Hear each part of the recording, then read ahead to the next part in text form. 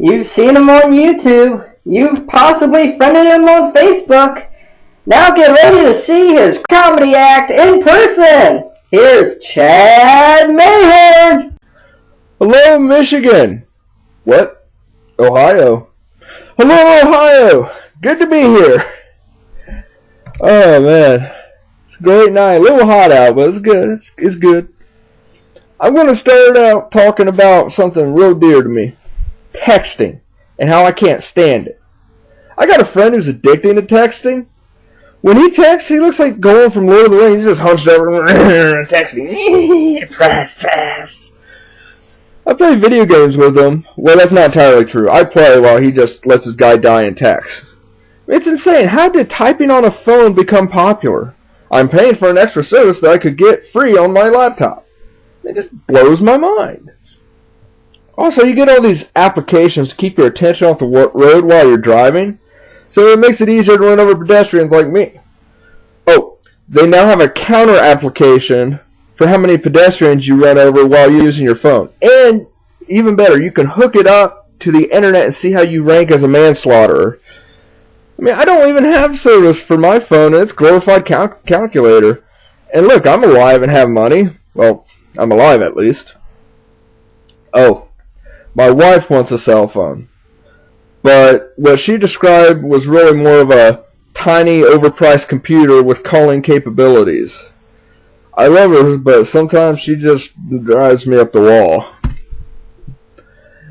And I do love her. I hated being single. Anyone else hate dating? Yeah, you bet you do. I mean, my last girlfriend saw that I had a migraine and thought that stabbing me in the back of the head with a pencil was a good cure. Yeah, because that's the girls I knew in high school. The girl I dated before her was what I call a clinger. Yeah, everyone knows a clinger. I mean, she clinged to a guy like I clinged to my failing comedy career. When I was dating her, I had just got back from a family trip to Cedar Point. It's 4 in the morning, and the phone rings. The freaking phone rings. It's 4 a.m. I'm not even in bed. I'm lying on the couch. Reach for the phone. Hello? Hi, ready to talk? No. But you promised me you would talk to me when you got back. Don't you love me? I can't believe how selfish you are. Okay. Let's talk. Alright, what do you want to talk about? Click. Oh man, I love my wife. But she is a bit competitive. And by a bit, I mean that after I beat her in a game of Mario Kart, she wrapped a cord around my neck and tried to beat me with the controller. Now that we have the Wii version of it, I thought it would be better. I mean, no cords, what's she gonna do? So I'm like, yeah, ow, my eye! Ow! Good arm! Ow! Oh, in case you're wondering, we don't have kids. But I do have a cat, which is about the same thing, really. I mean, think about it. They act like they don't understand you. They never do what they're told. And they always act like you're their servant. I don't like kids, obviously. But don't get me wrong. I do plan to have kids. But I plan to do it when it's the easiest for me and my wife, like when we're dead. Married guys do have it easy, though. I mean, think about it. We don't have to get dressed we don't have to get dressed up to impress women. We get more money back on our taxes. We can get laid whenever she wants. And in the end, there's just less stress. But the less stress is only if you find that perfect match.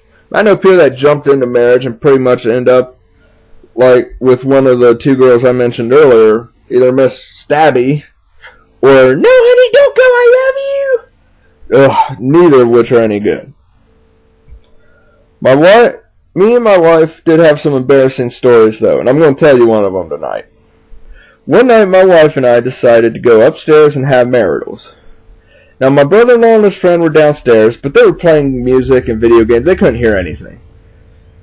So, me and my wife were getting hot and heavy, so we did not realize the door was warped and came back open behind us. My brother-in-law's friend said, I gotta go bleed the lizard. Guess where the bathroom is? Yeah, up the stairs next to the bathroom with the open door. Up the stairs next to the bedroom with the open door.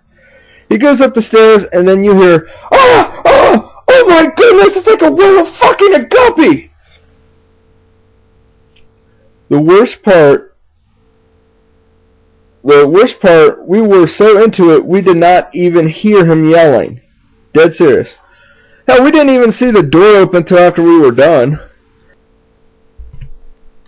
To show you the love my wife has for me, she went to my first gig as a comedian, and it was at this small coffee shop in the middle of nowhere. I mean, on one of the worst days of winter, I am not happy to be doing this. Oh, keep in mind though, I was told by the other comedian it would be worth my trip out there.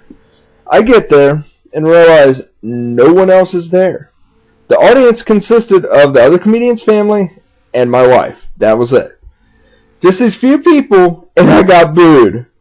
I did my opening joke. Are you all ready to laugh? And our natural reaction, my wife yells, no. Oh, no, it gets better. Her seat was right next to the camera, so it recorded everything. At the end of my set, I look over at the other comedian and say, tough crowd, man.